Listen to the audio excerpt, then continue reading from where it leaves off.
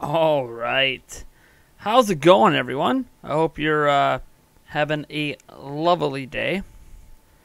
Let me just reconfirm everything's working. There's no lag. You guys are hearing everything. Everything's being okay. Everything's going well, right? Everything's going good. Looking at the camera.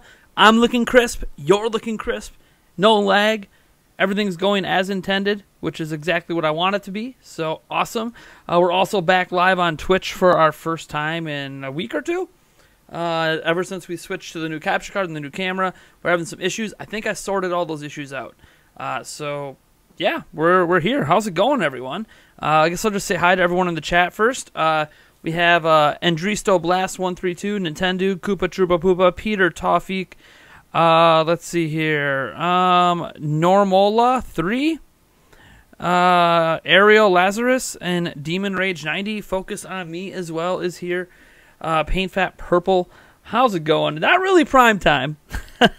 Prime time, for those who aren't in the know, prime time used to be our Monday nighttime streams. Those would be prime time. So we are streaming here during the day, so please, folks, please try your best to refrain from swear words and all that stuff. The things that we allow to happen on our nighttime streams are not the same during the day. Heck, my children might be watching this stream, for crying out loud. I don't think they are, because they're off having some Christmas fun with a set of grandparents right now. That's why I'm able to stream right now. Plus, I needed a break from Let's Go Pikachu and Let's Go Eevee. My hand was cramping using this bad boy. I'm working on that review. I'm working really, really hard to hopefully have that review out by Monday. So that's been a lot this weekend, but it's okay. It's been a lot really this whole past week, but that's fine. I want to get that review out. I told myself the review needs to come out before the beginning of the year, and I'm sticking to that. So I am plowing through the game as fast as I can, which is interesting. It reminds me back when I used to get review copies of games, because if you guys know, I was holding off recording and playing the game until I got the new capture card, so I could record all my playthrough for the review, so I didn't have to go back and replay the game to get footage. And so plowing back through a game really quick, it's been a long time since I've done that, but it's interesting. It's also, as I said, led to some hand cramps. But only with the Pokeball Plus. I haven't had an issue with the Joy-Cons or in handheld mode with cramping. But obviously this was designed for people younger than me, I'm assuming, or people that don't have as big a hands as I do. It holds and works just fine. Actually, there's a lot of things I like about it, but it being a little bigger would be much appreciated. If Nintendo could make like an XL version, that would be awesome. Let me see here. Prime time, I remember those. Yeah, it's been a little while. Good quality camera. Yeah, this is a Lumix. You are watching me right now on a Lumix G7. It is the camera I use to record Prime News, to record Prime Answers, to record basically anything where I'm on camera. All of our footage from E3 was recorded on that camera. It is the camera that we were able to purchase because of going to E3 and because of your guys' support. And now that we have the AverMedia 4K, capture card directly plugged into the motherboard, I am now able to use this camera for live streams as well. So isn't that lovely? In fact, I love the quality of this camera so much that when game streams officially return, this camera will still be used. I went ahead and bought a secondary, cheaper capture card specifically for Nintendo Switch, because Nintendo Switch doesn't need 4K and all that stuff, just 1080p. So I bought a second, cheaper capture card with some money I got for Christmas, and used that to make it so I could continue to use this camera for all live streams, and then use the Switch as well. So my Switch is actually hooked up to that cheaper capture card right now. It's just the same capture card I had before, just a new one.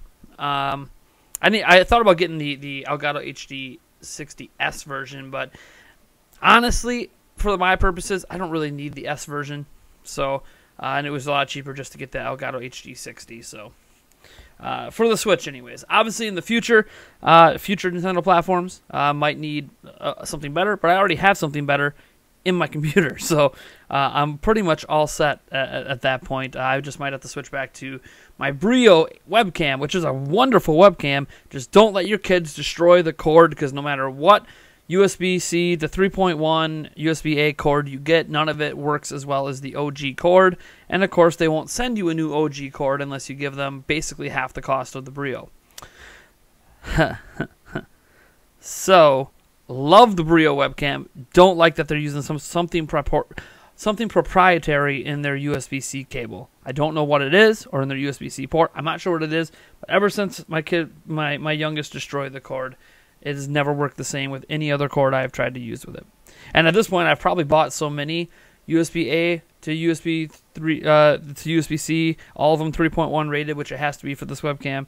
I bought so many of them at this point, I might as well have just rebought the official cord, but you didn't know that at the time, right? Let me see. If you're running out of room on a 32 gig card, you should upgrade to a 64. Should you upgrade to a 64 or a 128? Are you talking about for Switch? If you're talking about for Switch, no. For Switch, I mean, you shouldn't even be using a 32 gig card on Switch. It only has 32 gigs. You bare minimum is 64. But you should be running 128 in my opinion. Period. Like the very first card you should ever buy for your Switch, if you round under the internal memory, is a 128. You shouldn't. I mean, if you had a 32 just laying around, I guess you use what you got. But I mean, 64 to me is the bare minimum upgrade you do. That gives you almost 100 total gigs of internal storage. Personally, 128 is the way to go. And then from there, if you ever get close to that, that's when you can decide if you want to go to 200, 256, spring for the 400. There's even a 512 out there, although it's very expensive and doesn't come down in price very much because it's at the top of the pile. Though the reason the 400 gigs actually come down in price so often recently is because there's now something above a 400 gig that doesn't move in price and just stays really expensive. Let's see here. You found the game. No focus on me. I did not find the game. I had to buy it. Again, it is... So here's the new one that I bought, and here's my old one.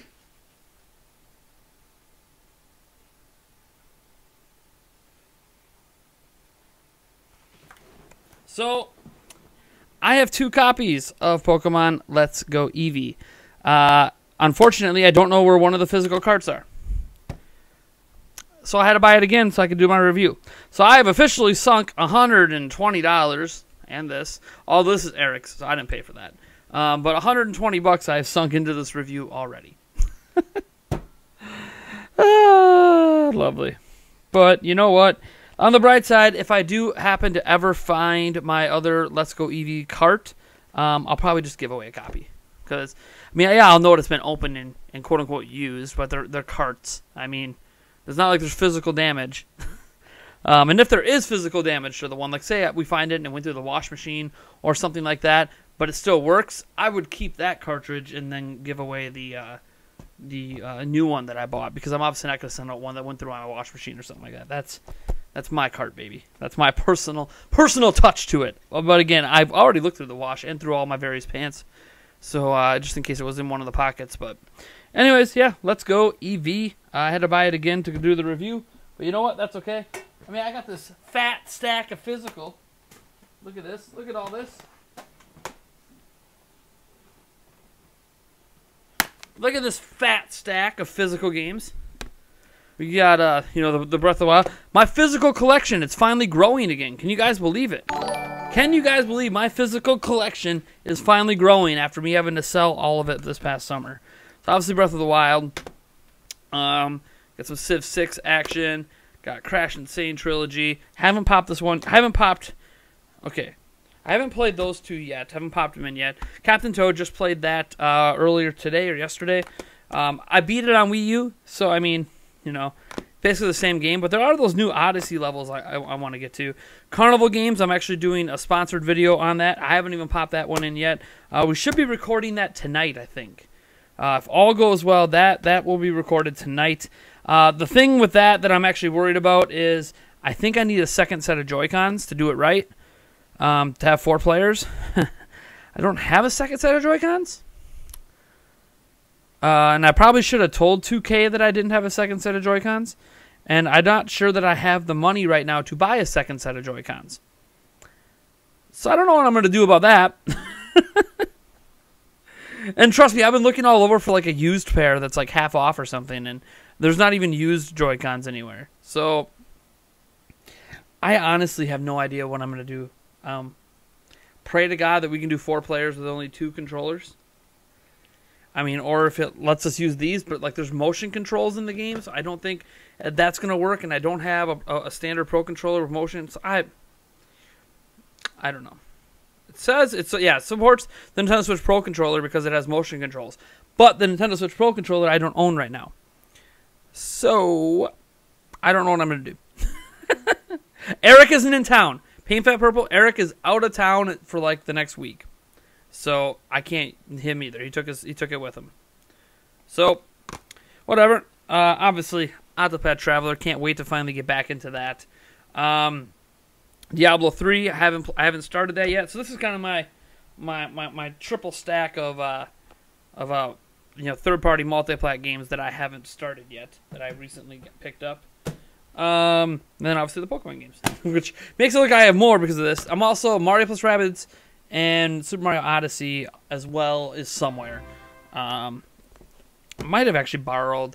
No, my daughter might actually have them at her other dad's house. My daughter got a Switch for Christmas from her other dad, or Santa at his house, anyways. And I let her borrow Mario Odyssey and Mario plus Rabbids. So she has those games right now. But yeah, my physical collection is back to growing again. Like, that's not the biggest stack in the world. If I had all my physical games back, my word. I mean, what games am I missing still from when I sold them all? Let's see here.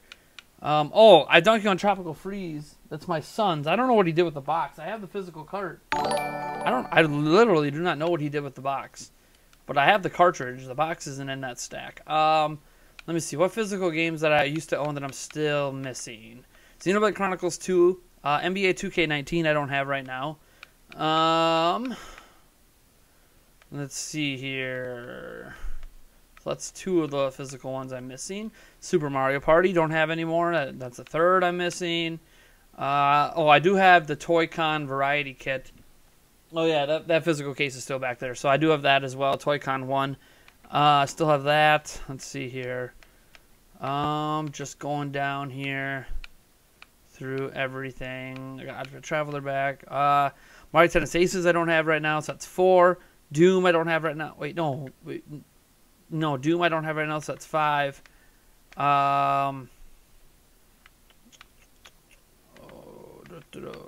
Let's see here. Payday 2 I'm missing, that's 6. Kirby Star Allies at 7. 1-2 Switch is 8. ARMS is 9.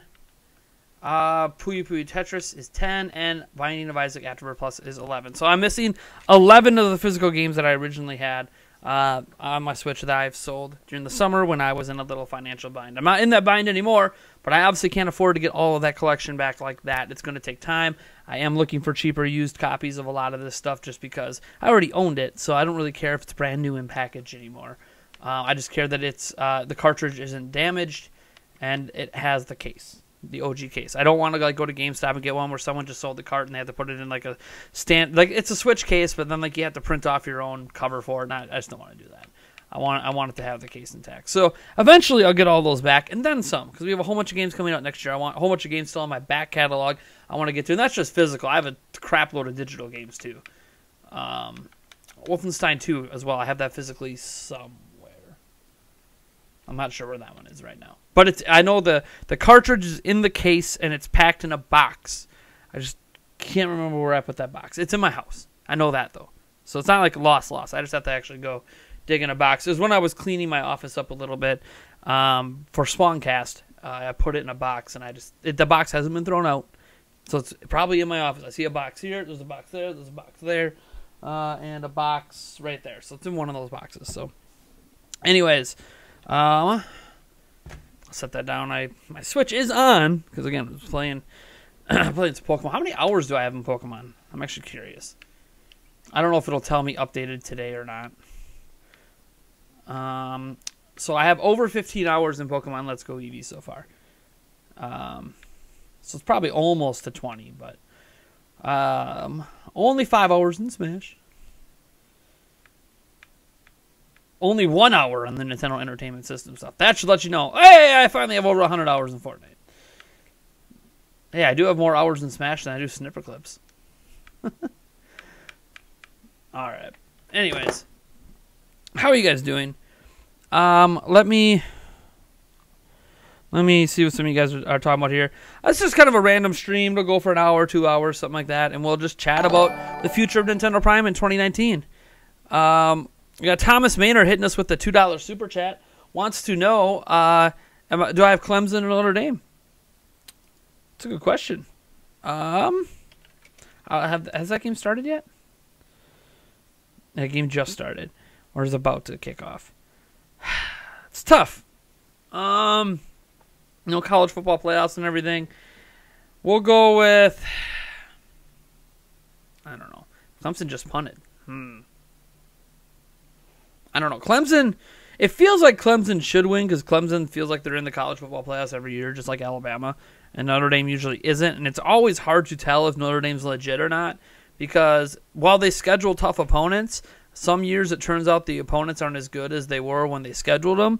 So they end up with an easier schedule. And that kind of happened this year where a lot of the opponents they scheduled in the past were really hard opponents, but this year weren't that difficult. So I don't know if Notre Dame's legit. I don't know about Clemson either. I'm just going to go with Clemson just to be safe because Notre Dame has burned me in the past when they've gotten to this stage. So I'll go with Clemson. My dad, I know, is rooting big for Notre Dame. If Wisconsin's not in it, he's all in on Notre Dame. That's the way my dad is. So I know he's watching right now cheering hard for Notre Dame. I want Notre Dame to win, if that matters. Probably just, I don't know, because they're a private Catholic D1 college, and I'm a Roman Catholic, I guess. So that's probably the only real reason. I don't really know much about Notre Dame or their culture or anything. Don't pay much attention to them. So let's see here. Oh, happy day. What's up, Red Chaos 173? SanDS47 says Spawncast. Why are you saying Spawncast with a question mark? Glad the collection's growing again. So am I. And yes, folks, I did buy a majority of this collection. I didn't buy, let me see. Breath of the Wild was bought for me. Breath of the Wild, Wolfenstein 2, and Mario Odyssey were bought for me by a fan. Granted, the fan who bought it for me happens to be a video game developer, so, but still, those three were bought, but the rest of these, and Carnival Games was sent by 2K. So all of these were purchases by me over the last month and a half. So I have obviously had some spare cashola to rebuild the collection. Although, to be fair, these four, right? Or these five? Or these six?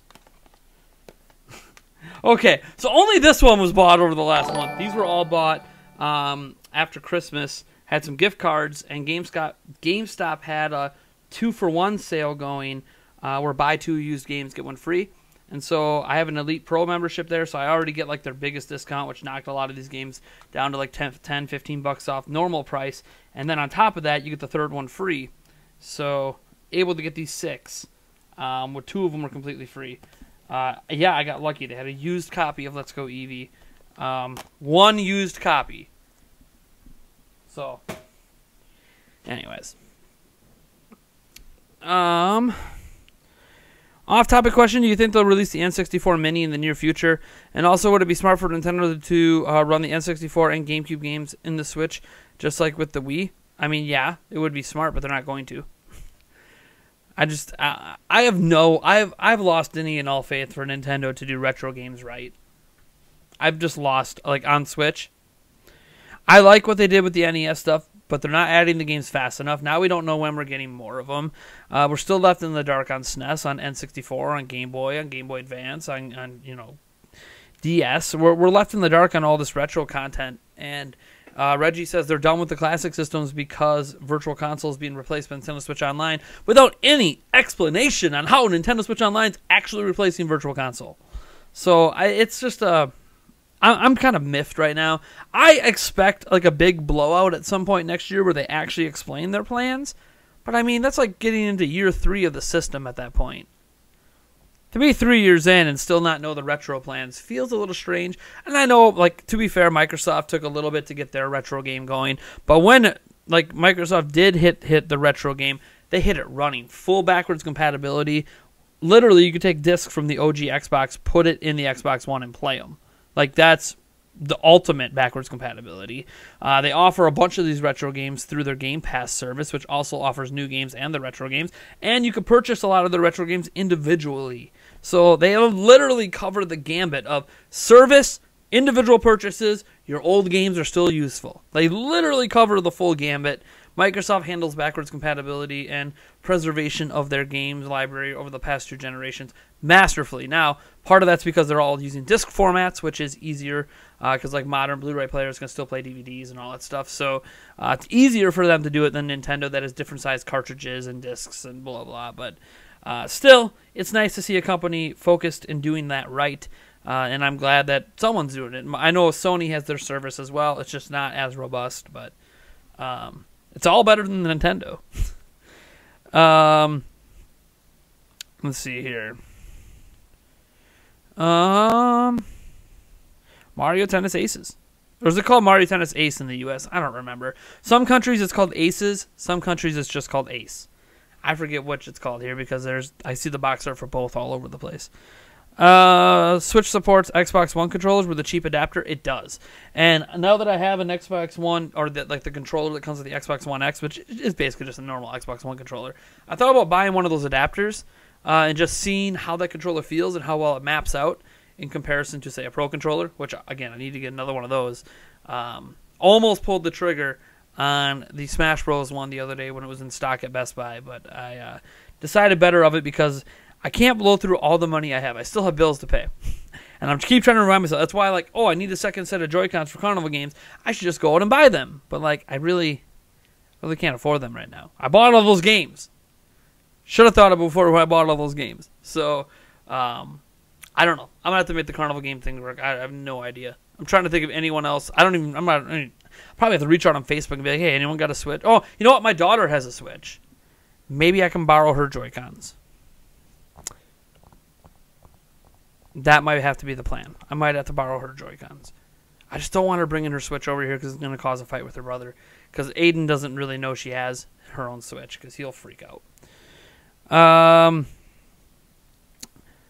and Thomas Maynard, who hit me with that $2 super chat. Let me get in a little wine shot for you. Ugh. Ooh. Got a little pink Moscato around here. I need a little wine after putting in, 7 hours into Pokemon today. And plus, I probably have another 7 coming. Gotta get that review done, man. Ooh, the wine be leaking a little. Let me get a real shot glass.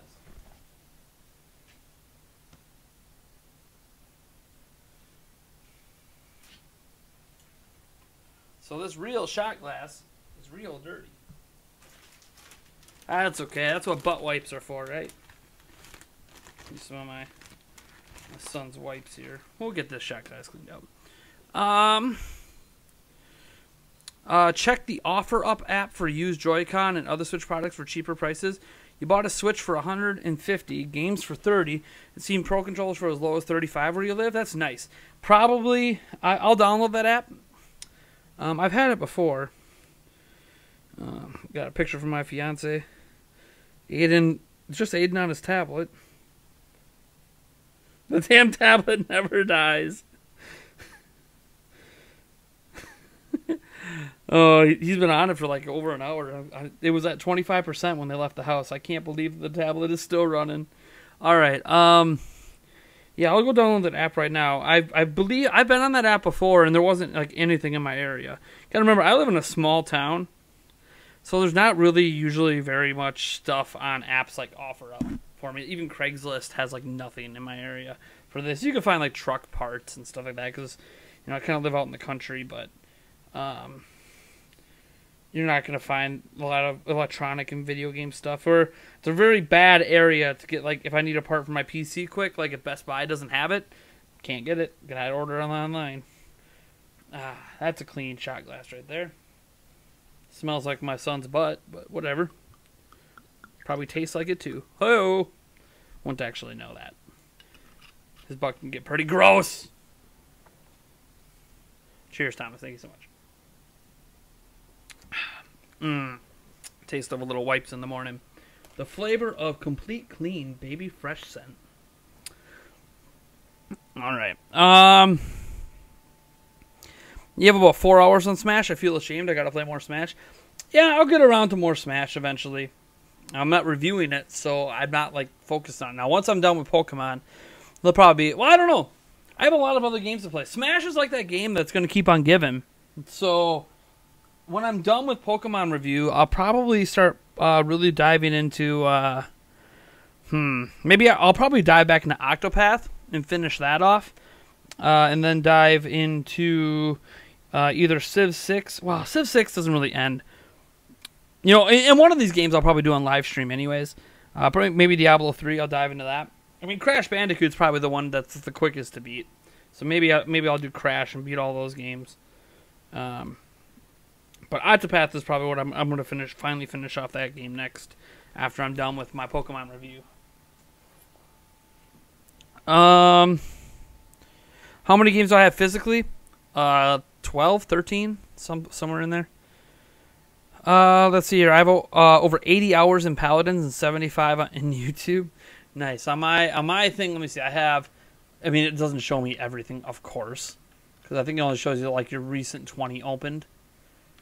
Anyways, I have 175 hours in Breath of the Wild, 95 in Odyssey, 3 in Super Mario Party, only 5 in Starlink. That's another one. Maybe after Octopath, I'll go back and finish off Starlink.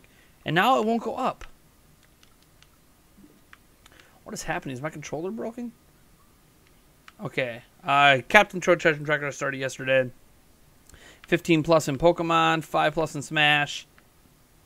Hour in the NES, 100 hours in Fortnite, 3 hours in Hiroki, 4 in Snipper Clips, 15 in Warframe, 165 in Splatoon 2, 5 in Ukulele, 15 plus in 2K19, not even an hour on the YouTube app, 10 plus in Donkey Kong Tropical Freeze, 2 plus in Resident Evil Revelations 2, and then the 105 in Mario Kart Deluxe, and 5 and 90, blah, blah, blah. So, yeah. Again, okay, when you guys go to the bottom of your profile list on the games played, will it not let you scroll back up? I'm pushing up right now, and it will not let me scroll back up. That is very, very strange. I gotta clean up my friends list a little bit. I've got, I think, what's his name friend requested me. I don't know his username, though. Dreamcast guy. What is his username? So I don't know who this is. I'm not sure who is who.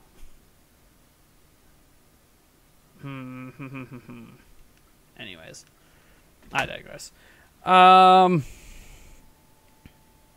Let's Go is garbage. Can't tell me otherwise.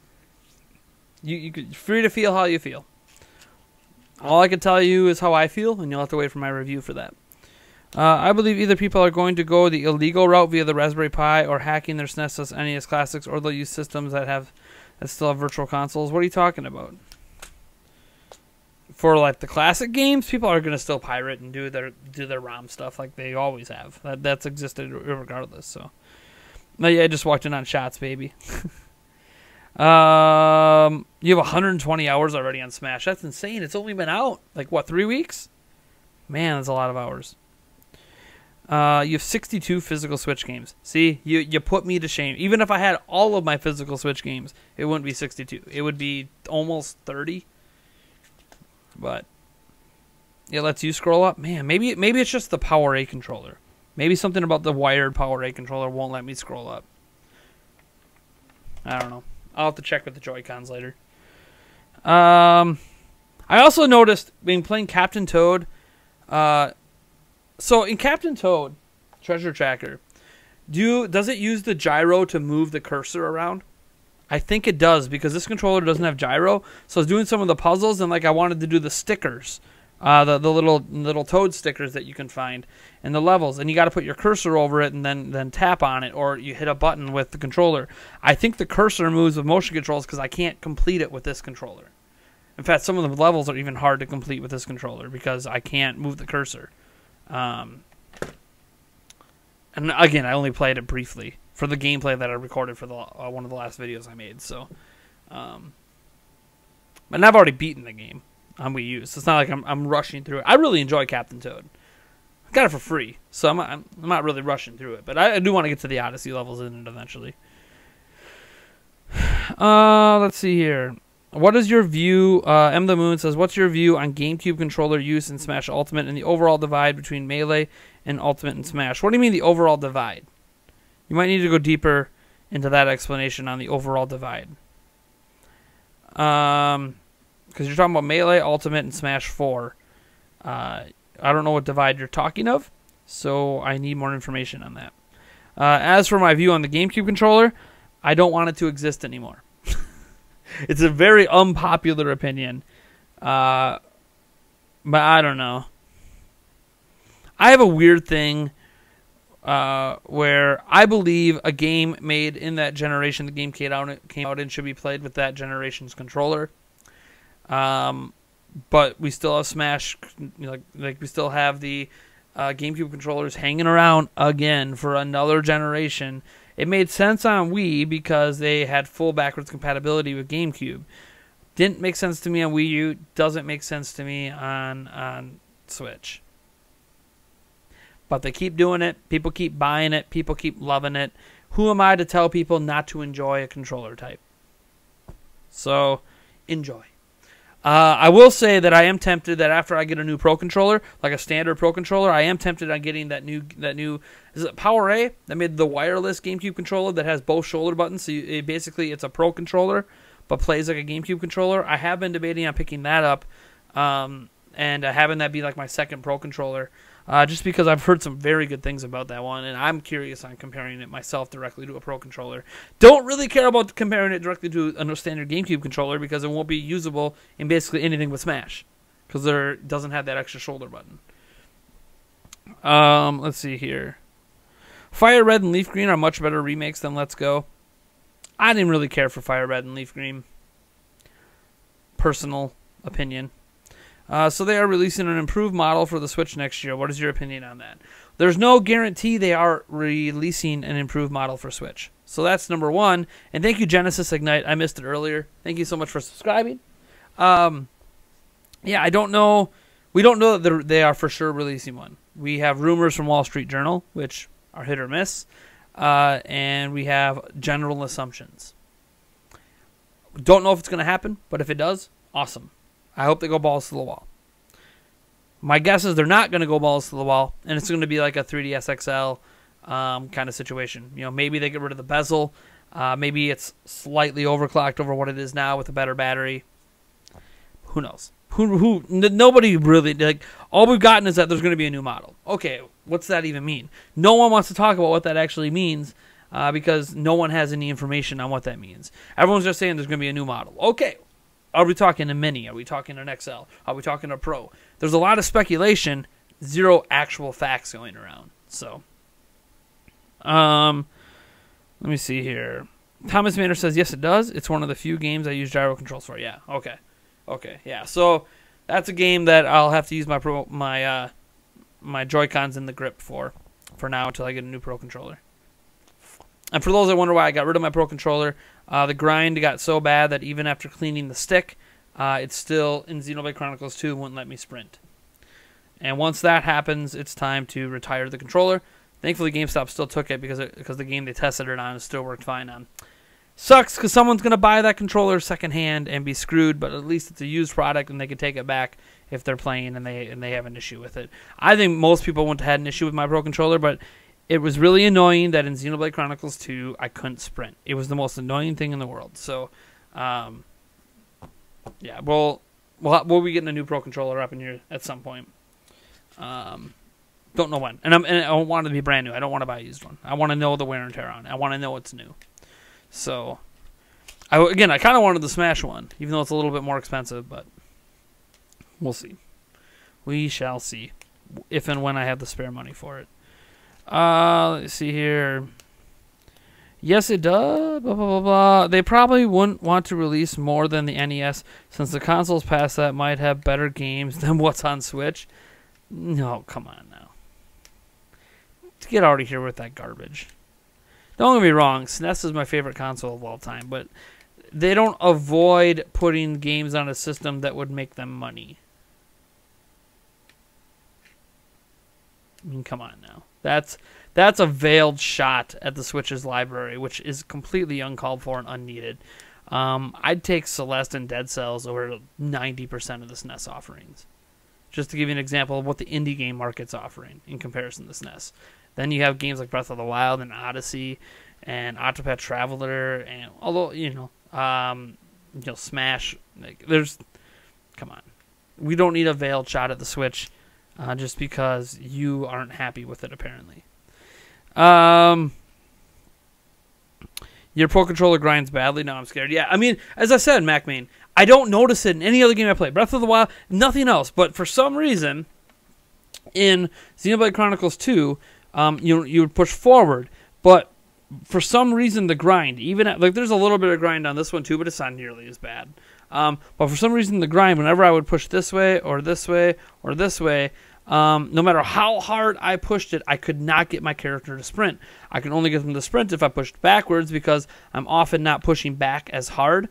Or spinning as hard down on this axis down here, so there was less grind on the back. So I could get a full sprint going back, but I couldn't get it moving sideways or forward. And that was the only game I couldn't do it in, because for some reason that game's sensitivity on the stick is tuned to having it perfectly pushed all the way for a sprint. And that's probably because they have a slow walk, a medium walk, and a sprint, which is fine. But as I said, it's not something I noticed in any other game, but Xenoblade Chronicles 2... It's one of the primary reasons I haven't played more. It was so annoying. Like, I thought about getting the Torna stuff and then playing that because it's a prequel, and then getting back into Xenoblade. But it's like, I could do it with this controller, of course, but I started it with a Pro Controller. I want to end it with a Pro Controller. So, Pro Controller will be coming my way someday. Someday there will be another one in this house.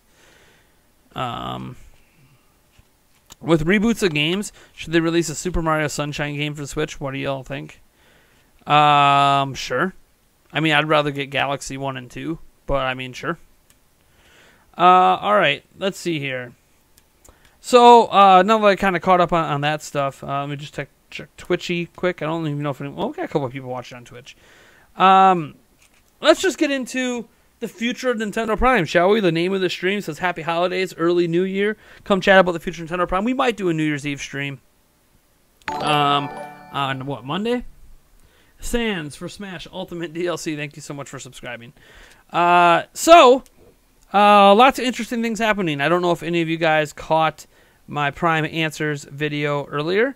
It's a very, very awesome video that I don't know if anyone cares to watch, and you don't have to watch, but it's got a lot of information in it on what's changed about the future of Nintendo Prime, what's changing with Patreon, what's changing in terms of content I was already doing at the channel. One of the biggest changes with the content I'm already doing actually deals with Prime News. So Prime News was already like erratic anyways, right? You know, it would come out you know, like a random on a Tuesday, then a Friday, or a Monday, Wednesday, Friday was the schedule I was trying to hit.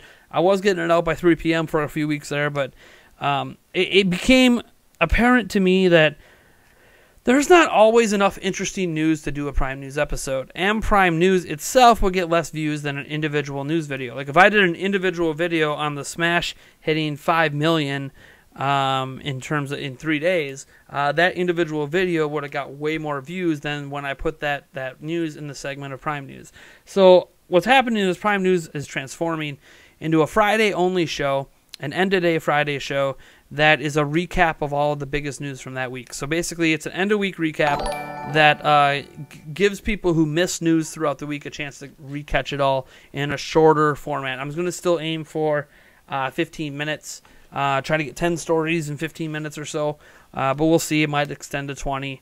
But either way, it'll be all the biggest Nintendo news from that week right there. And if there's a Nintendo Direct that week, expect that to be almost a dedicated Nintendo Direct breakdown video. But yeah, it's going to be a little bit of a change from me committing the 2 to 3 days to just 1 day, but it's a bigger episode. So that's one big thing with current content that's going to change. As for the individual news videos, for the most part, those are going to continue to exist. There's still going to be. I'm trying to switch up the format on those as well. So one of the things I'm looking at is see this format you're seeing in this live stream right now. Not so much just junk down here with the number of live viewers and the stream boss and the chat, but just like this, the camera at me like this might be the format for some of those individual news videos where it's going to have me on camera like this. With the news information in front of me on my monitor, so I have it like readily available to glance at if I need to, and then mixing in gameplay. So instead of it just being voiceover gameplay, instead of it just being me on camera with like an image up here or an image up here, it's going to be a mix of everything, right? And I feel like that's going to provide a really nice balance. And what also happens is if you look at the background here, you'll see I got parts of my little gaming set over here. I have parts of my stuff over here. With Nintendo Prime shirts and blah, blah, blah.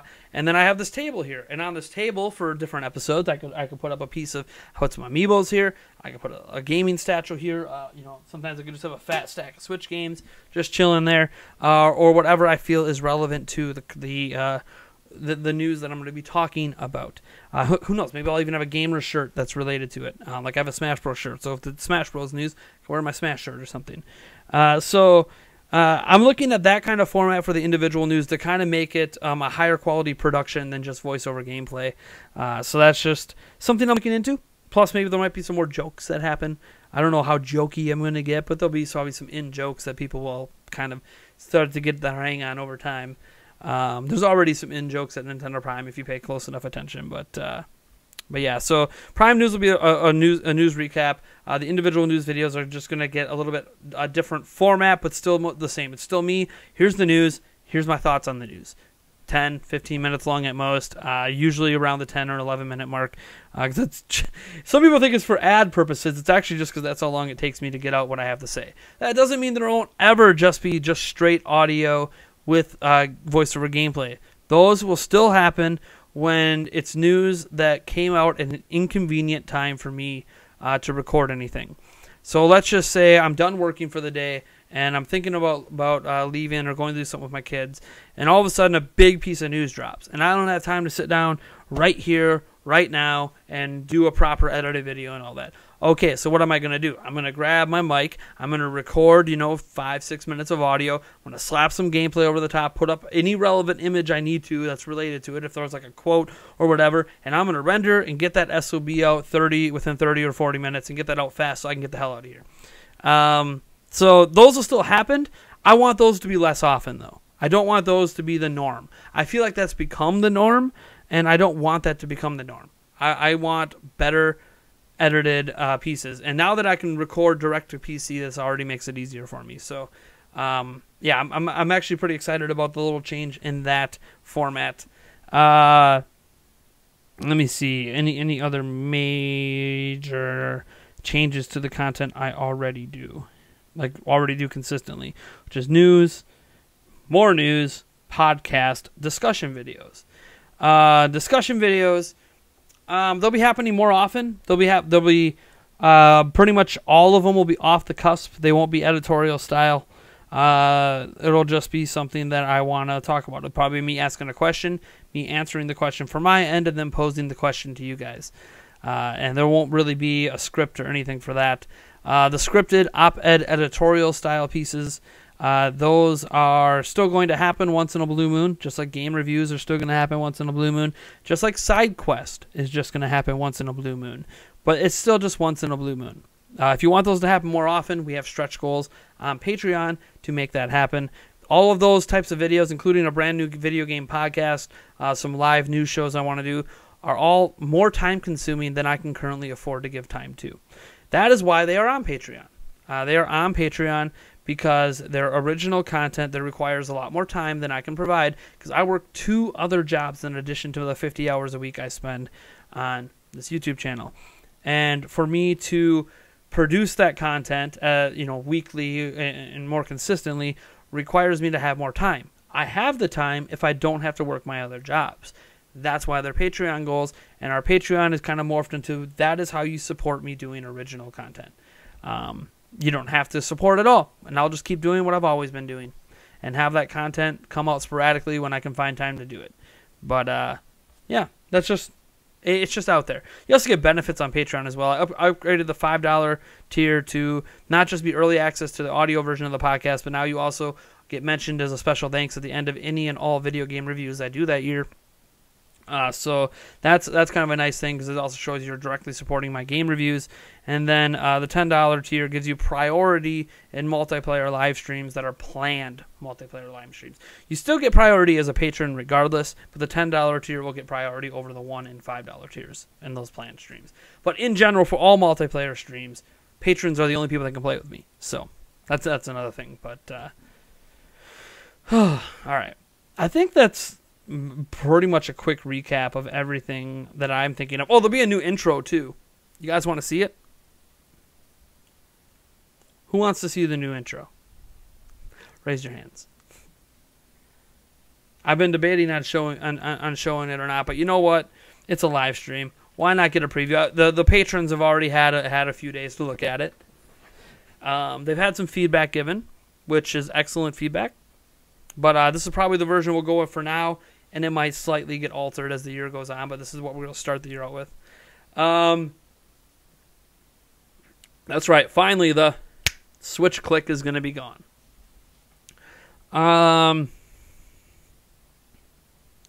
Pain Fat Purple says, Game Share sucks. If my son is playing on his Switch with one of his downloaded games from my account, I can't play any digital purchases on my Switch. I can only play physical games. There's a trick to that. I think the trick is load the game, then have him go offline. Then when you're online and you try to load the game, it'll check to see if he's online. He's not online, and then you both can actually load the exact same digital game. Something like that. There's a trick to tricking it to where both of you can play those games. It has to do with the online connection part, because that's obviously how they're doing the checks and the balances. You really need to log into your Patreon. Yeah, it's been available on Patreon. Here, let me scoop myself over here. All right. And then I need to go to my editor. Display capture. I guess I had the wrong display on the wrong window. Look, there's the chat. All right, let me get a window over there for you guys. A window you can look at. Make sure I'm logged in on my Patreon first, so you guys don't see my login. Okay, I'm logged in. So, as I said, we're at 38 patrons and $183. Let me get the chat back up so I can see you guys. All right. My main in Smash right now is Young Link, if you must know. All right, I support Easy Allies, if you can tell. All right.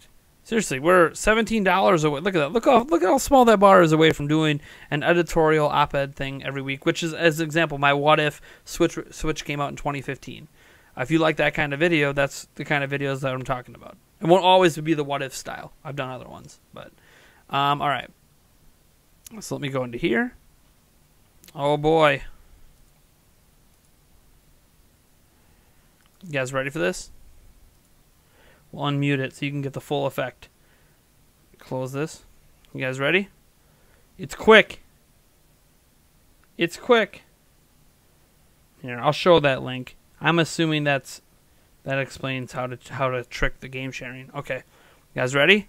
It's quick. 5 seconds. Ready? It's actually like 5.5 seconds, but let's go, baby.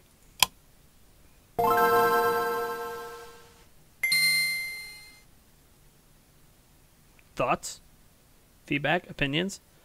Let me replay that again for you guys.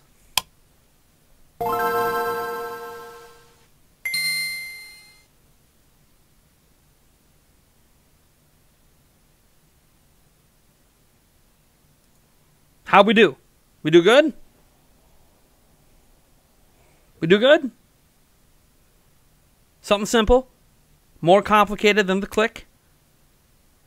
More original, in my opinion, because how many channels use the click? Arlo uses the click that I can think of off the top of my head. Switchforce technically uses the click, but then they add in like their own little music trail after, so they actually did a unique thing with the click. And a few other channels I know use the click as well. So got rid of the click. I still have that intro. Maybe it'll make an appearance here or there for something. I don't know. I don't know what. I really don't want to use it anymore. It should start with the DS turn on. Well, the turn on itself, the idea of it is like turning on a TV, right? So that click is, boom, TV turned on. And then the system's loading, and then it does the, you know. What, who can tell me what system that's from? I mean, it's a Nintendo system, obviously, where that sound effect comes from. Not the turning on the TV, the rest of it. Game Boy Advance. GameCube. Look at this. It's not GameCube, Ahmed. Come on, GameCube was the dun, something like that. That was GameCube.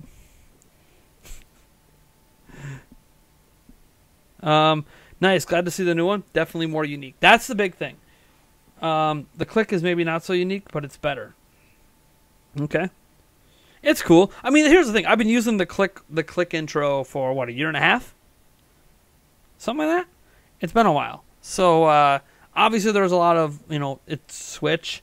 There's a lot of people like it. It's simple.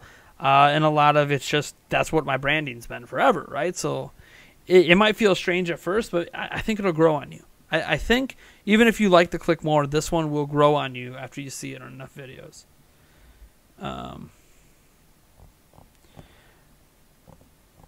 So Tommy Power says badass. Taylor says they like it. Sam Leo says it sounds like a Game Boy Advance startup. Got it. Electric Dreams, Demon Rage liked it. A bunch of people liked it. You don't like the sounds? Not good. So you don't like the sound of the Game Boy Advance? I mean, obviously it's not as what is it, HD audio or whatever. ESP is one of your favorite systems. Nice. Yeah, it's just like anything. Some people are gonna like it. I mean, it doesn't really affect the quality of the content, right? It's a very small thing in the overall video, but I like the intros. I emphasize the intros a bit because to me they represent the channel. I'll give you another example. We've had 3 intros in the history of Nintendo Prime. Get them all up for you. There's the one we use for the podcast. You guys, that's the audio of it. Hold on. Let me. I want to get this video player in the right window. Okay. Now I'll show you guys. For those that have never seen a podcast episode, this is the intro for that. It's a longer intro, 11 seconds. I turned on my speakers too. So this is the podcast intro. This is like one of the first intros to ever exist for Nintendo Prime, and it is exclusive for our podcast.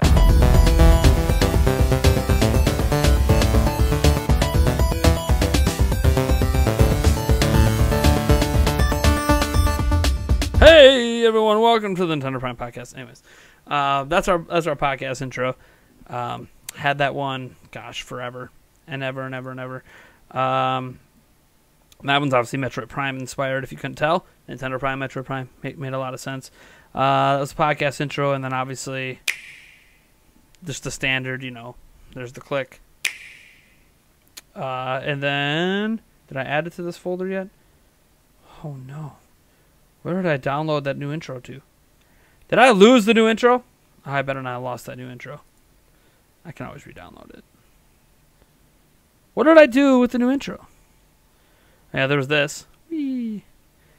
That wasn't an intro though. That was a in-between sequence that a fan made. Oh man, what did I do with? Now I'm scared. What did I do with that intro? I thought I put it in the Nintendo Prime folder. I better go find that quick. Chrome, show me my download history. Image, PNG, Ocarina of Time, Unreal Engine 4, Image, image, image, image. Lots of images for my other job. Images, images, images. Images galore. When did I download? Oh, I downloaded it off Discord. That's right. The person who made it sent it to me directly. No, I downloaded it on Google Drive. Okay. He's just sent me a Google Drive link. When did I download that? How long have I been sitting on this intro? I haven't been sitting on it that long. You know what? Let me open up this Google Drive link. No! Not over there. Over here. Let me download this here. Since I don't know where I put it. Show in folder. I'm going to move this to Nintendo Prime. Alright, cool. And then there's the new Nintendo Prime intro.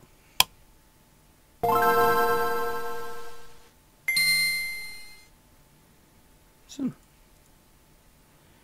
said 3 very different intros. 3 intros I absolutely love. My camera's literally sitting on top of a book called Eldest from my childhood. On top of a box. It's not even on a proper stand right now. But gets the job done. It's easy to move. It was sitting on this little tripod smushed down on top of the box. But I can't find the little thing for it right now. But that's okay. This box with the book method actually is working better. So, who am I to complain?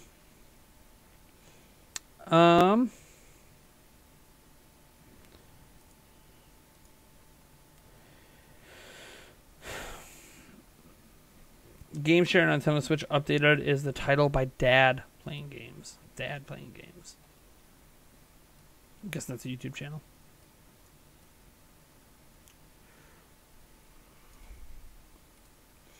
Let's switch this over here and get this right. Oops, I don't want it like that. I want it like that. Now where's my chat? Alright, get my chat up. Alright, there we go. Luan Mura, thanks for subscribing, along with Adriel Ramos as well. Thank you guys so much. I like it. The click is great too, but we can hear it everywhere. Yeah, dude. Everyone uses the click. I swear everyone uses the click. One thing I will say is try to make sure the volume of the intro is level with the actual video. It's so hard. Okay, so as an example, like when we do the outro, right? Some people think the outro music, the dun dun dun dun dun dun dun dun dun dun, like some people think it's too loud. But when you go in and you actually look at the audio levels of my voice versus the audio level of the outro, they're the exact same audio level. They're not actually different. But because the outro is fuller every, millisecond, there's something going on. Whereas that's not true with my voice. And obviously voices fluctuate up and down depending on, what you're emphasizing and how you're saying your words and blah, blah, blah, blah. And the outro is a consistent volume. It leads to the outro sounding louder than my voice when the actual volumes are the exact same. So just like with that intro, the volume of it is actually usually lower than the volume of my voice. Same with the outro. I lower the volume below my voice, but it always still comes across as louder. Shouldn't, because the audio gains on both are exactly the same. And the peaking and everything's exactly the same. But that's what happens when you deal with like different quality audio files and blah, blah, blah, blah. I'm no audio expert, of course, so that doesn't help either, but I do the best I can. For the most part, there's not a lot of complaints about it, so it must not be the worst thing in the world. Plus, on average, people only watch my videos for 4 minutes and 11 seconds anyways. So most don't even see the outro. Let me see here. One thing I will say, podcast intro is cool. It is. It would be cool if Simon Loveridge recorded something for you. I know Simon Loveridge. Well, I shouldn't say I know him. I have direct contact with him. Good dude. He does those heavy metal remixes of Nintendo music. Well, not just Nintendo music, but yeah, a lot of Nintendo music. He does some cool stuff. I think I'm not into heavy metal, so it just wouldn't fit me. It wouldn't fit my personality with the channel. So it would be awesome and amazing, but it doesn't fit me. So, I hope you lost the new intro. Man, you really hate that intro. I love your outro more though. Where's it from? Yes. Do I even have the? You know what? Let's listen. If I can find, hold on. I might have the entire original audio track of the outro. That outro is just a clip from a much longer audio track. Is this it? I don't think this is it. No, this is the podcast. This one here is the OG podcast. This is I spent $50 for the rights to this song.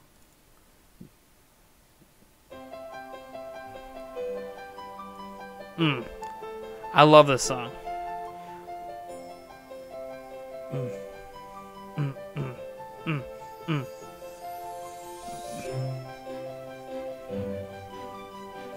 I can listen to this song all day. It's so relaxing. Part of this song is used in the outro for the podcast. I spent $50 for the right for this song. It's called Epic Champions.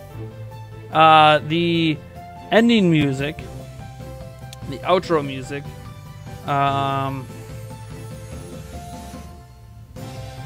don't know if I have the original audio file anymore. I might have deleted it.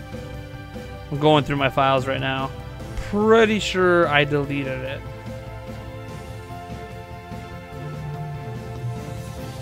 Yeah, it looks like I deleted it, so I couldn't tell you. I got it from Epidemic Sound, though, which I have a contract with thanks to my MCN. But yeah, I don't even remember what it's called, so I couldn't even tell you. Yeah, dude, I have the rights to this song, like 100% commercial rights and everything to this song. It's awesome, but I don't use like this in anything.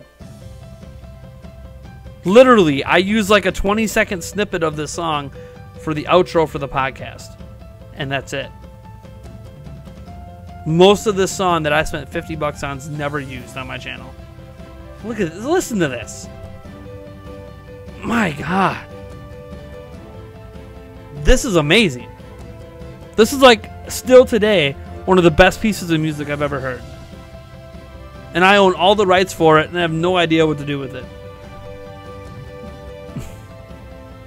Oh, man. Happy holidays to you, Tony Konami Kuran. Right here goes. This is the part you hear at the end of the podcast all the time. That little 20-second thing at the end is all I have ever used out of that entire piece. Out of that entire piece of music, here it is. Here's the podcast outro music. Dun-dun-dun.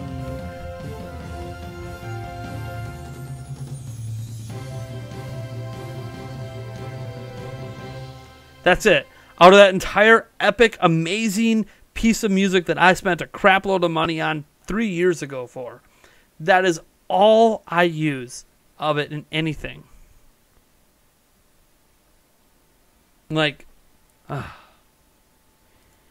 don't like it, but hey, this is coming from a guy who muted all the music in Smash. Yeah, if you muted all the music in Smash, we definitely don't have similar taste. And then there the intro music. You know, and this is the normal video.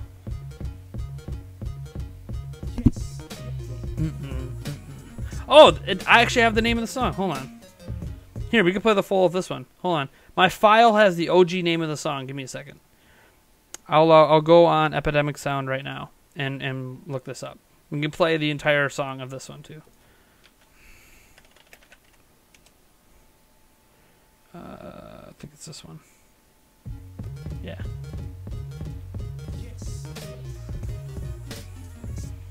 This is the outro. This is the outro music to my videos. But it's a full 2-minute and 26-minute track called "First Up" by Matt Large that I have rights to as well.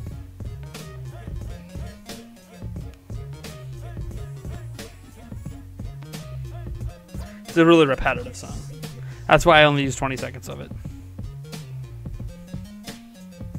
It's a really nice, clean 20 seconds, but it's a really repetitive song.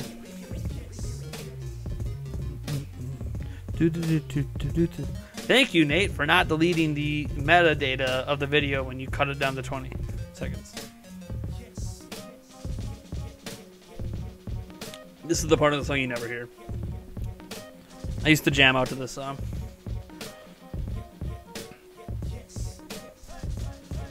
The song first made its debut in a video when there was a bunch of comments saying, never dance again, never dance again. So then I did an entire dancing montage at the end of a video, and this was the song I danced to. And then I liked the song so much I took the 20 seconds and made it my outro. Because, of course, you got to dance to songs that you're not going to get copyright claimed for. Although, now I can dance to Nintendo music as long as there's actually commentary in the video. Then Nintendo won't care. So, I can dance to Nintendo music now.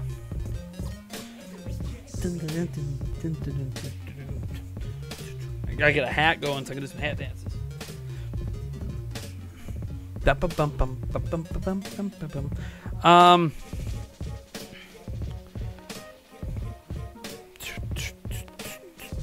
What are your hopes and goals for the channel in 2019? Man.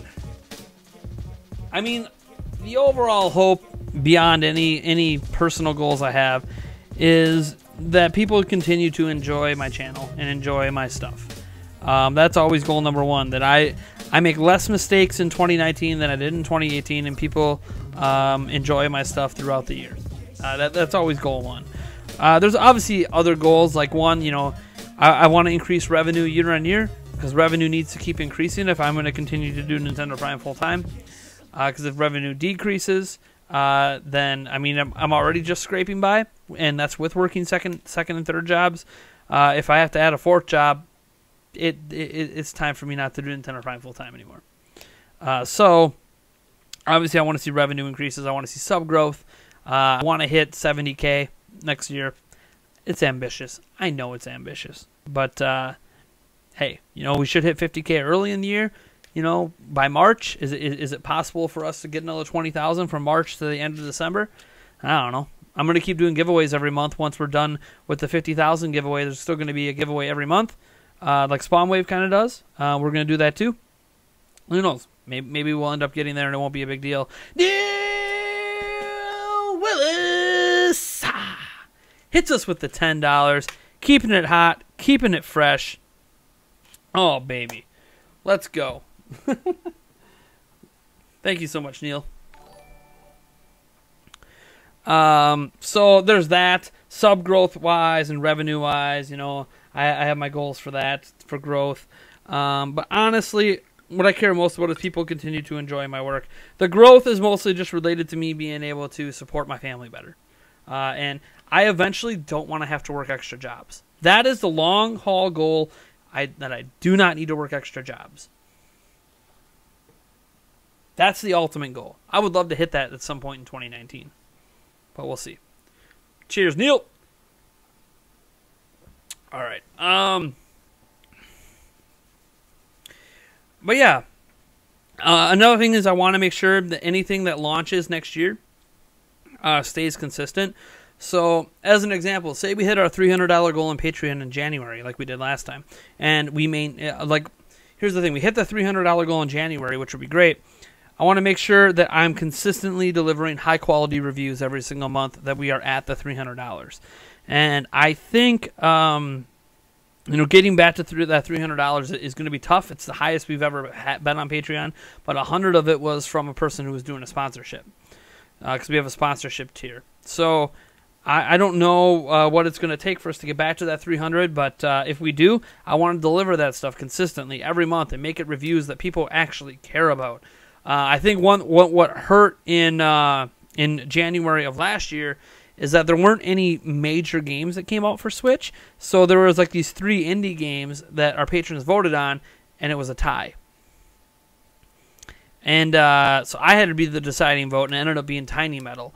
I actually was going to see if I could just review all 3 games as a special surprise to our patrons, but the timing just did not work out for me to review all 3. So I chose Tiny Metal, even though there was a 3-way tie. But I think some months it's going to be obvious. Next month, I would guess people want either New Super Mario Bros. U Deluxe, or they would want Travis Strikes Again. It's looking like Yoshi might come out in April. People will probably want me to review Yoshi's Crafted World. They'll want me to review, whatever. When Daemon X Machina. Like some months the reviews are going to be obvious. Some months it might not be so obvious, and I'll be doing indie games or something like that. Or maybe it'll be a AAA multiplayer game. So there's just a lot of things to think about. But that's a huge goal in 2019 is whatever gets started that you guys supported to get started on Patreon gets finished. Period. I also want to commit to getting a permanent third guest on the podcast every single week. I don't have anyone lined up yet. Well, that's not true. I do have someone lined up for the first podcast of the new year. But I want to get, besides our patrons, for the $20 tier, you can be on a podcast episode. But besides our patrons, I want a third person always on the podcast, even if it's a rotation of people. So I want to get that rotation set and who it's going to be every single month. So if it's going to be 5J one week, if it's going to be Darren one week, if it's going to be Bob Wolf, if it's going to be OJ, I want to have a rotation set up that makes a lot of sense and makes it so not everyone has to commit to every single week. Let's see here. Just glance at Twitch chat again. Nope, nothing in Twitch chat. All right, make sure I have the YouTube chat up again. Oh, man. Oh, why my nose is so itchy? Thomas Maynor, I want you to know that if I win the Switch you're giving away, you're going to give it to a friend of yours. That's cool. It's random. I don't like go in there and select a person. It's Gleam.io. It's literally, all right, pick the winner, and then it just picks it. And then I get in contact with that person, and if they don't get back to me, usually within 48 hours, I'll pick a new winner, etc. And it just goes on like that until someone finally gets a hold of me, and then I announce the winner, and all that stuff. JM70, I like your enthusiasm. You're going to be at 100K by the end of next year. Wouldn't that be sweet? That would be explosive growth. Doubling the size of my channel, essentially, or more than doubling it really, in 2019 would be insane. We obviously would be on the path of success then. The path of me not needing to work other jobs, which would be awesome. But I'm not so presumptuous as to make 100,000 subscribers a goal. And here's the thing. It's not just subscribers. The big thing you have to worry about with YouTube is also viewership, right? So I can gain all the subscribers in the world, but if my viewership doesn't go up, it doesn't really matter. So I need viewership to go up as well. So one thing I've been doing is I've been rotating videos in Gleam.io for people to get extra entries. I'm about to rotate videos again heading into 2019. So I want to make sure viewership's going up. I don't just want to just grow the sub count. And by the way, viewership is up. So what's interesting is this is the best month of viewership we've ever had. Let's see if I can show you guys some stats. YouTube doesn't like me showing revenue. It's so stupid. But you know what? Maybe you guys might just get to see this month's revenue anyways. Just because I want to show you some stats from this month. Is there a way I can show it without showing the revenue? Probably not. Yeah, whatever. Screw it. You guys can see this month's revenue. And by the way, this isn't the money I get to take home. My MCN takes 20%. And then I'm paying off a loan, so then when I get 35% goes to pay off the loan. But again, the loan's whatever. It's a no-interest loan. That should be paid off by, like, April. Let me see here. So this is the most viewership we've ever had in a month. Let me move my camera here.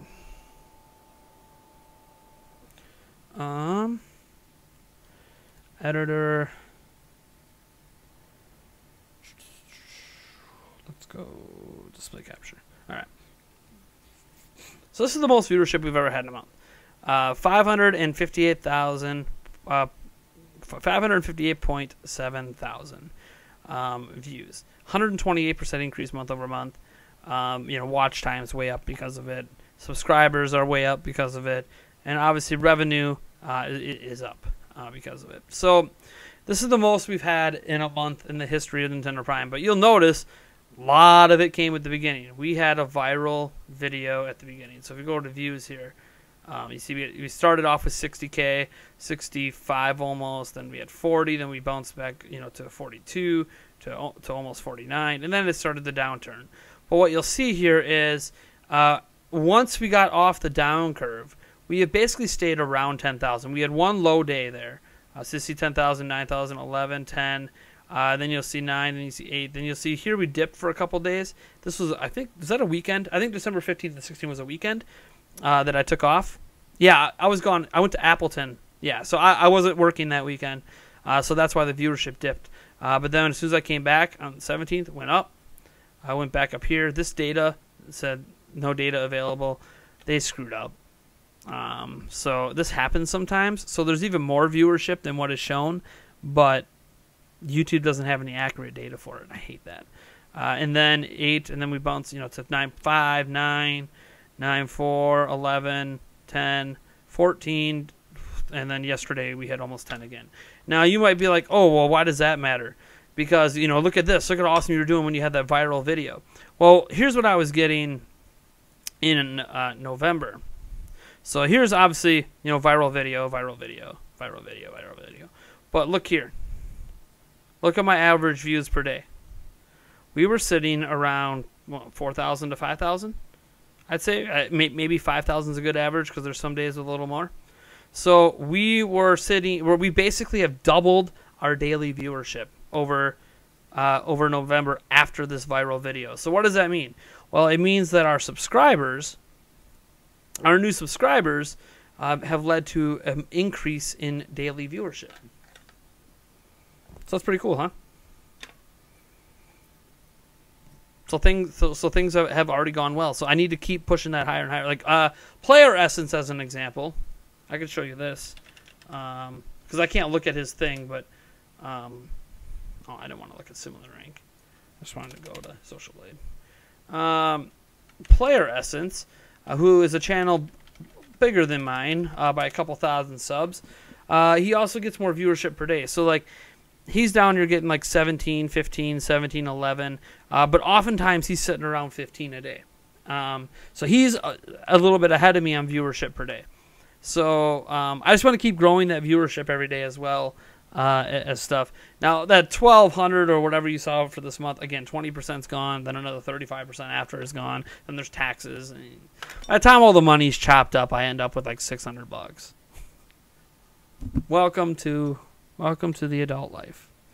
Now, if I didn't have my MCN, it'd be a lot better. But since they take money out before taxes, of course they do.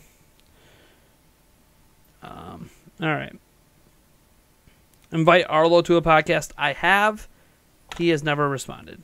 So Arlo has never once responded to anything I've ever DM'd him. We follow each other, so I've DM'd him, and he's still at least we used to follow each other. Maybe he doesn't follow me anymore. All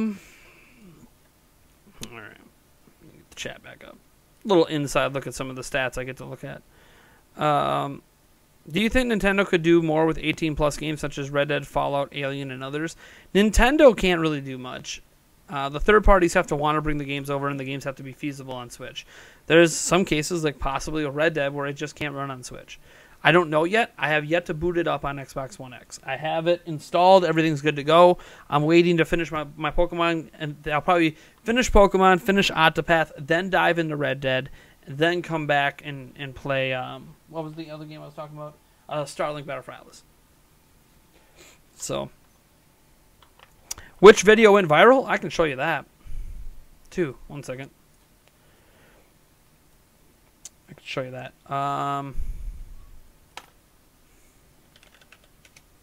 My channel here. It is the most viewed video in Nintendo Prime history. Believe it or not. The most viewed video in Nintendo Prime history. Not the most viewed video in the channel history. That would be, the meme, is your body ready? But I don't even have to go by uploads. I can go by, I can go by sort by most popular. Watch this. Has a terrible like to dislike ratio. There it is. Nintendo has thwarted hackers. Hardware mod defeated. Game over. Nintendo has defeated Switch hackers with a brilliant update. 309,000 views. That is by far, in a way, the most viral a video has ever gone in Nintendo Prime history. All these other ones were back in the Zelda Informer days. You have the commercial. This blew up around the time Robin Williams died. This was before Skyward Sword came out. This was the last viral video that happened as Zelda Informer back in 2016. Anyways, the next closest is the Gamers Misunderstand Nintendo Switch video, and that has 120,000 views. So this is significantly more viewership than this one in terms of a viral video. Next up is this one with 111,000, and then for the Philip Mewson story, and then Sony and others can't understand Switch. The Switch Doom thing, blah, blah, blah, Bendgate. This one from a week ago is actually up here now. This one's done well. 2019 is poised to be Nintendo Switch's best year. What's nice about this one, too, if you look at the like-to-dislike ratios of all these popular ones, like 59%, 68%, 87%. This one's at 90, I guess, probably because people really enjoyed crapping on Philip back then. 91, 86, and then you get to 73 on Bendgate because people just kept saying I was lying. Bendgate's not real. Okay, just because your Switch wasn't bent doesn't mean it wasn't happening, but all right. And then boom, 92. It's actually by 1% the highest like-to-dislike ratio of all those videos. I mean, even homebrew runs on Switch, people got pissed about that one. This one has a high like ratio of 94. The What If. But yeah. I suppose I wasn't showing any of this to you guys, huh? There we go. So, 309 is the viral one from a month ago. And then again, all these videos. Like I said, this one's from a week ago. This one's actually done really well too. I didn't realize this one was trending at 50K plus. I probably should have noticed it, because this video at 53K is probably made me $100 in ad revenue. About $100. Now you might think, oh well, this one at 300K. If you made 100 for 50K, then that should be what, 2, 3, 4, 5, 600, something like that. But no. This video made like around 400, which is a lot of money for one video, but it had really low CPM. This one has higher CPM, so I would love if this one blew up. But I mean, 53K is fine. It might, maybe it's still growing. Maybe it'll hit 60K. Who knows? But I like this video too. That was another example, by the way, of an op-ed editorial video. So we've done 2 of them of late. We did that one. Oops, I didn't mean to do that. I meant to sort by date added. So we did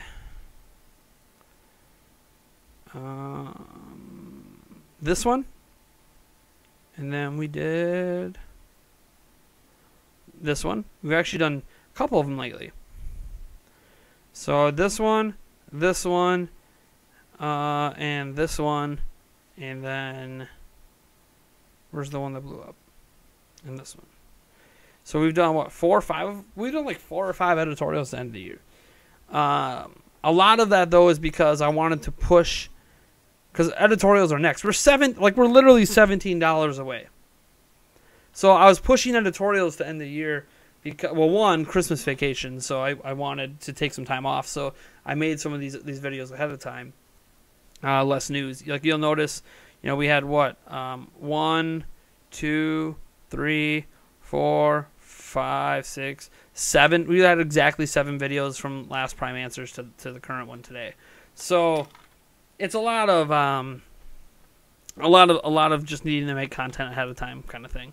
But yeah, I want to do those weekly, but they're really time consuming when I'm on my normal role of covering news. So we're $17 away from making that happen. I think if I push it enough, we could hit that extra 17 heading into January. I don't know how. I'm not going to sit here and beg you guys to become patrons, but it only costs $1 per month, of course. All right. Excuse me. Let me get my screen reset here. Just in case someone chats on Twitch, I want to make sure I catch it. So I put YouTube chat on one screen and Twitch on the other. All right. You should show us stats about viewers this year, like gender and country. Do you really want to see that? YouTube's going to hate me. I'm going to have to delete this stream after, just so YouTube doesn't get mad.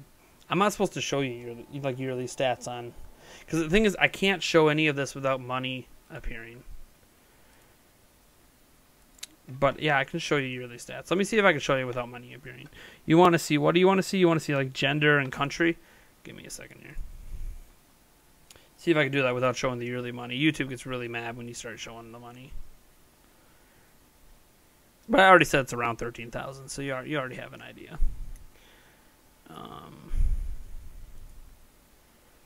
Come on, analytics. Why won't the analytics load? There it goes. It's just slow. All right. We don't want this month. We want this year, 2018. And then we'll go to demographics, I think. All right, that gives us age. So here. So first off, we have the age groups that watch.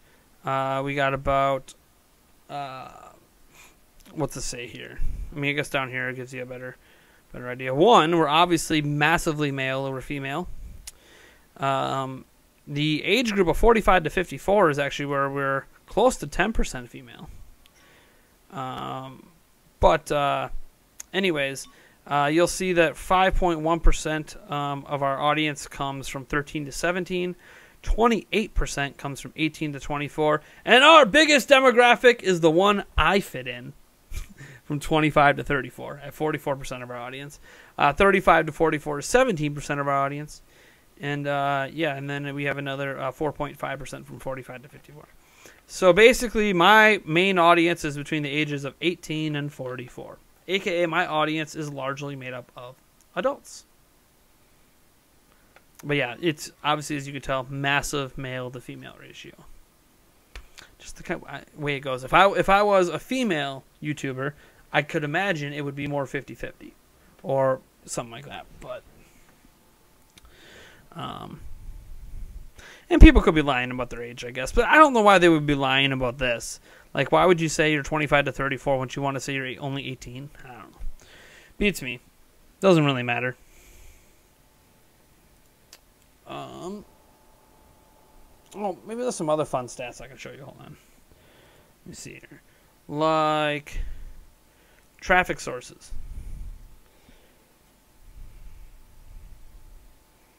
Browse features on YouTube, suggested videos, YouTube search, notifications.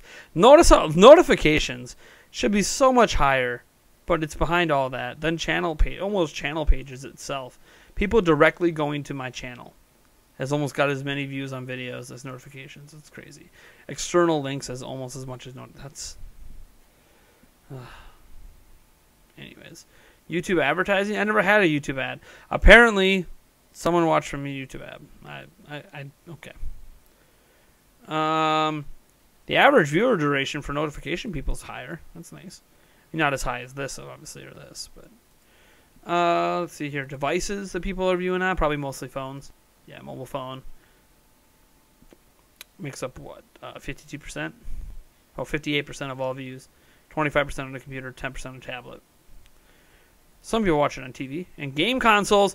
Game consoles make up 4%. Live streaming stats. I didn't even look at the live streaming stats.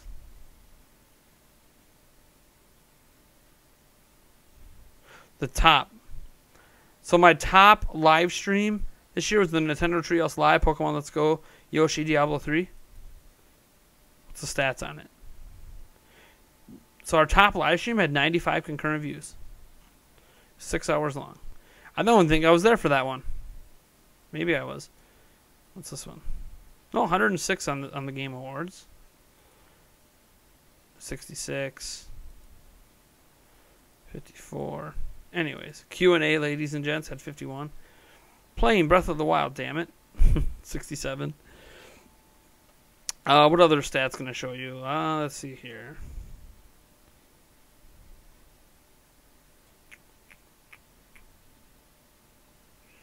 Integration reports.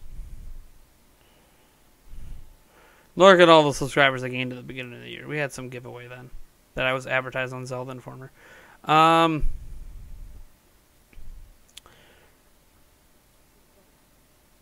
So we gained 9,700 from the YouTube watch page, lost 2,000. Other gained 3,876, lost 345. My YouTube channel page has gained 5,000, but also lost 3,000. What a crappy ratio. Closed accounts. We had 381 closed accounts this year. Nice. Likes and dislikes. My body is ready. Gained the most likes this year. Not a surprise. My top viewed video on the channel.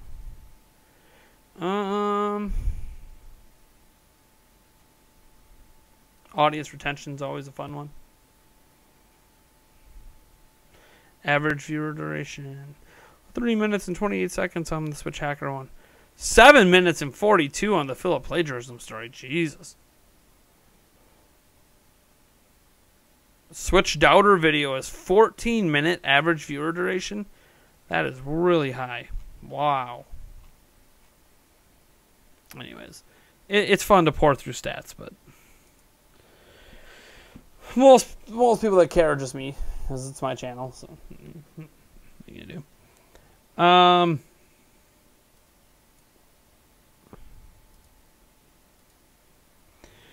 right. What's your favorite console of all time? It's the Super Nintendo. Thomas Vander says, give me a quick review right now if you don't mind. A quick review. I have enough money on my next paycheck to buy one game. Should I pre-buy Super Mario Brothers? I'm guessing you're saying U Deluxe, or buy Starlink Battle for Atlas. You only have enough money for. I mean, Starlink Battle for Atlas is on sale, man. Well, I don't know if it'll be on sale by the time you get paid though. I think the digital version's on sale right now. You too.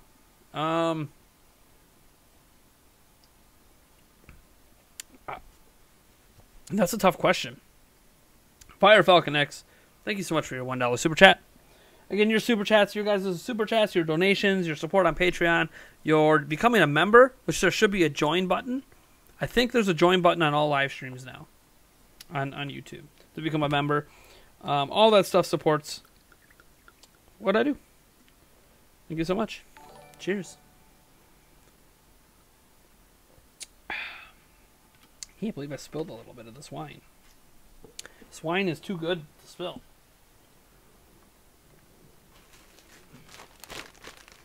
Man, I got 2 bags of wipes in my office. Just wiping up the wine here. I mean, it's just on my mouse pad. It's not the end of the world. I have to get a new mouse pad anyways.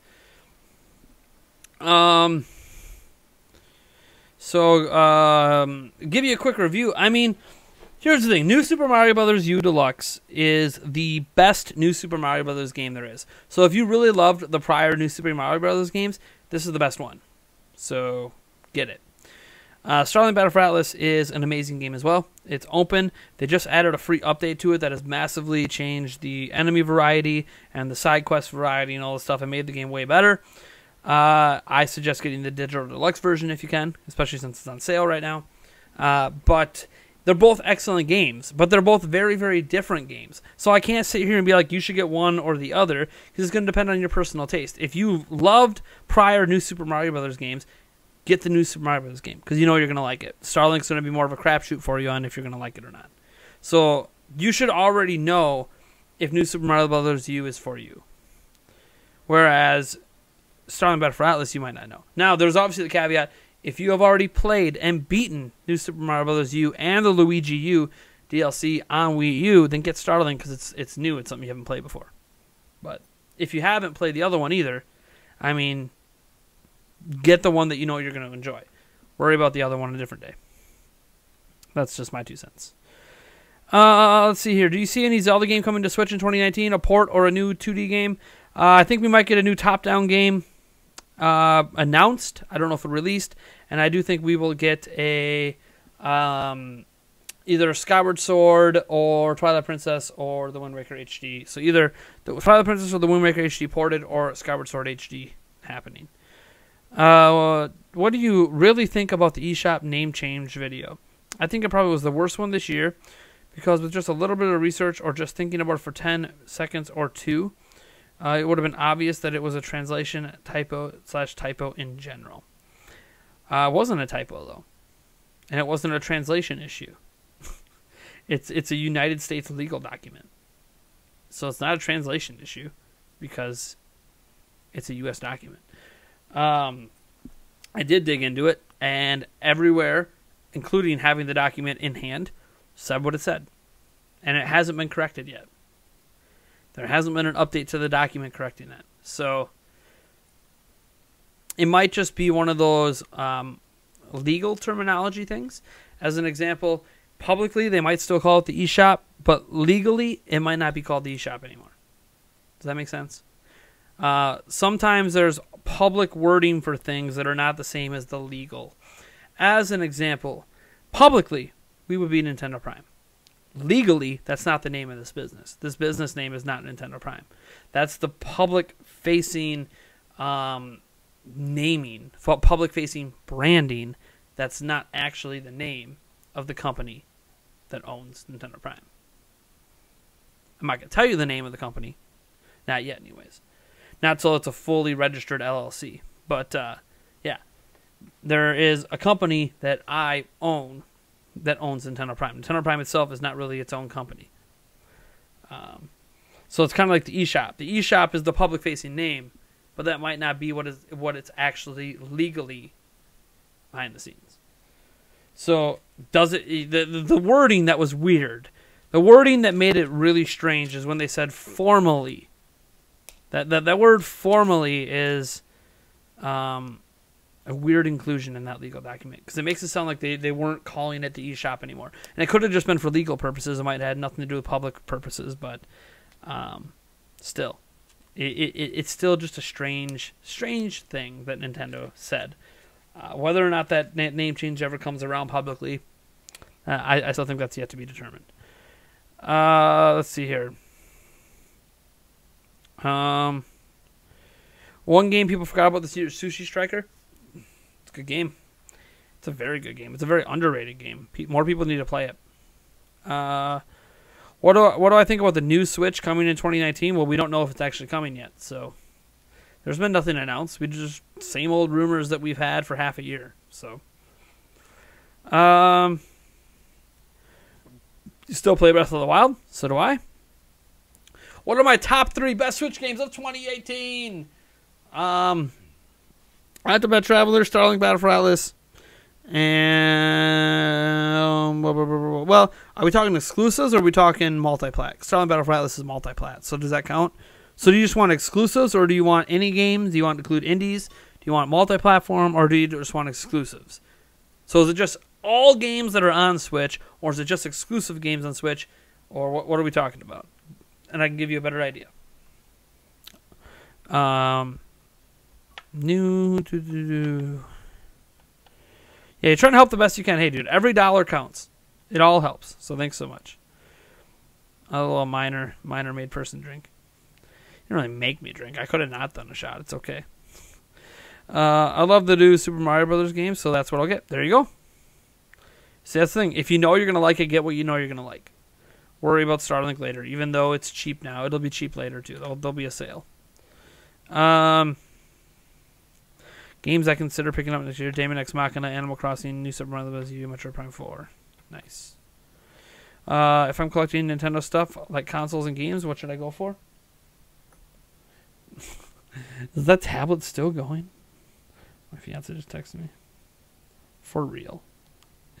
I don't have a missed call from her, do I? I do. Hold on. 1 second.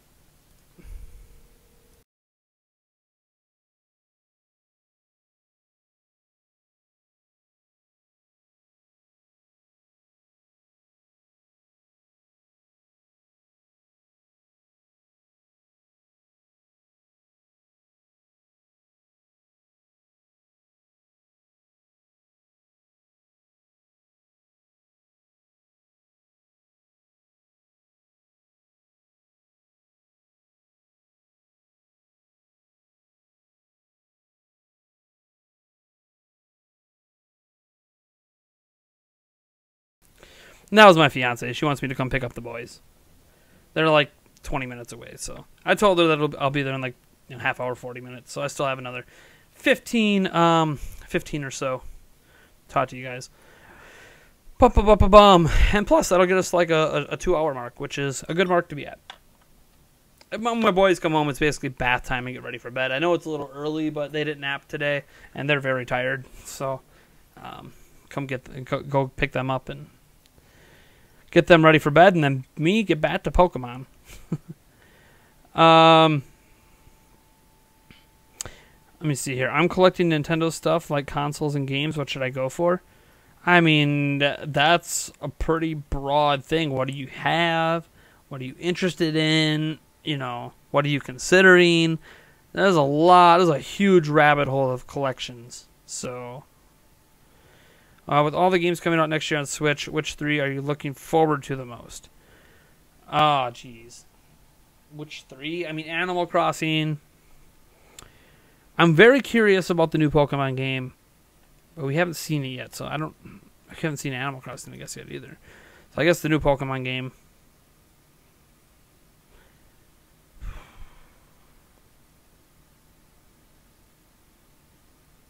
Fire Emblem 3 Houses?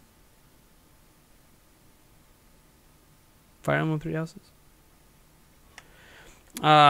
Matthew Campos. Matthew Campos has a very similar question. His is top 5. That has to be confirmed games. So, heavily rumored games like Witcher 3 and Metroid Prime Trilogy can count? Come on. No. Neither one of those are confirmed, so let's get that out of here. Confirmed games, top 5? God, now I'm going to have to bring up the list. Let's see here. Fire Emblem 3 Houses is on there. Let's see here. Ninjala. There you go, Ninjala. That's another one I'm really looking forward to. And then Animal Crossing, Pokemon. What would my 5th one be?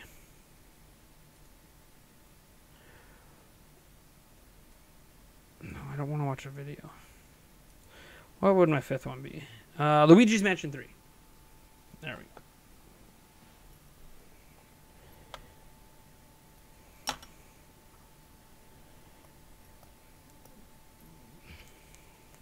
Ninjala is amazing.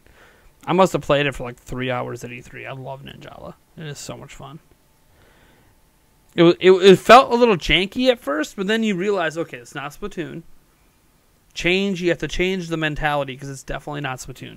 Once I got myself out of the Splatoon mindset and started appreciating and actually figuring out the controls, there's a point, like my 2nd or 3rd match in Ninjala, it just clicked.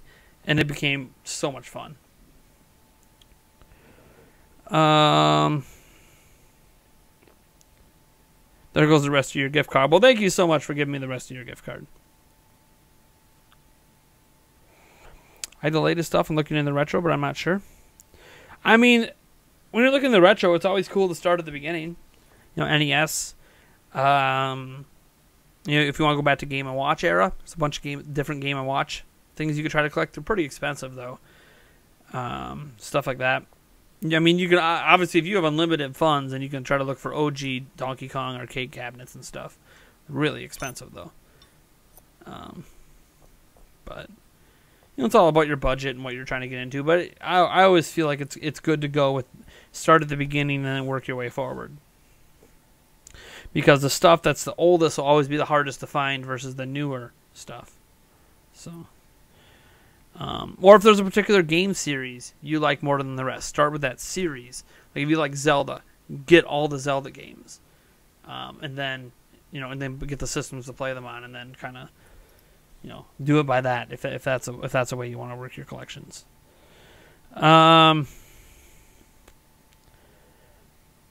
Hey, what's up, Prime? How's it going, man? If they make a new Switch, would you prefer a more portable version or an XL version? XL. Don't really care about tabletop mode.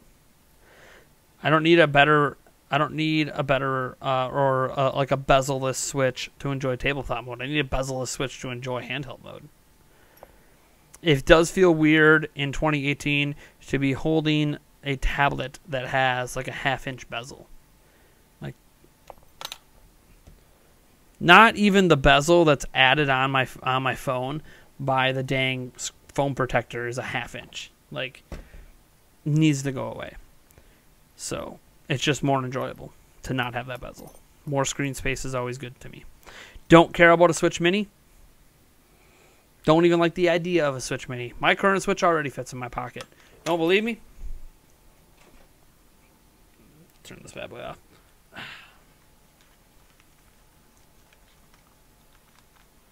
Boom. It's already in my pocket. I'm sitting down comfortably. So I don't need a Switch Mini. Granted, I usually don't carry it in my pocket, and I wouldn't carry a Switch Mini in my pocket either. I didn't carry the dang 3DS or DS in my pocket either. I always put them in cases. Keep them protected. We need to have a debate on game streaming. Why do we need to have a debate on game streaming? The next big 3D Zelda game, you would like to sequel or prequel Breath of the Wild or a new story, Link and timeline. I want a Majora's Mask style Breath of the Wild game. But I really like Majora's Mask, so and I really like Breath of the Wild. So combining those two together, heck yeah, baby. But we'll see. Don't lose it. I'm not going to lose my Switch. It might break. That's always possible, but I'm not going to lose it. All right.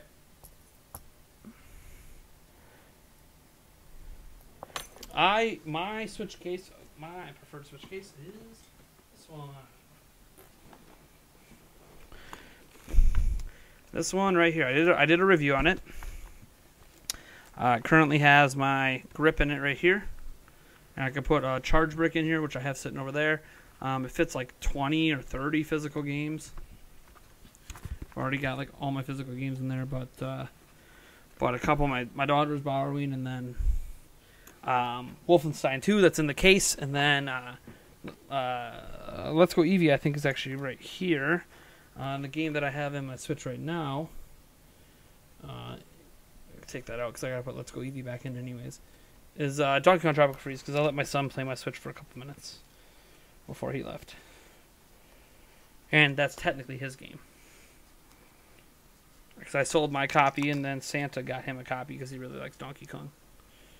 I'll put Let's Go Eevee back in the Switch so I remember to, next time I turn on my Switch, to do more gameplay recording. Anyways, yeah, it's really nice.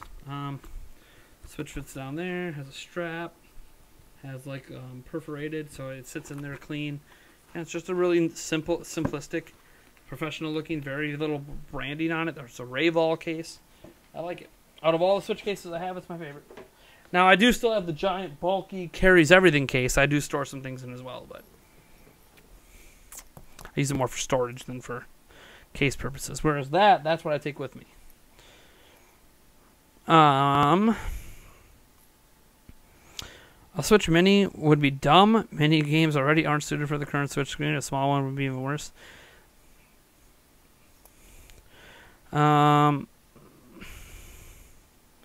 Any ports of the... Oh, sorry to hear that, Amede. I have an official case. I have one, too. I have well, I got two of them, actually. They're way back there. See that? They're kind of blurry because of the background blur the camera does. But there's the Breath of the Wild Collector's Edition one right there, and then a Mario Odyssey one there. I'm actually going to be giving the Mario Odyssey one to my daughter. So she really likes Mario, so whatever. I might use it. She might as well get some use out of it. Any ports to the Switch you would like to see happen?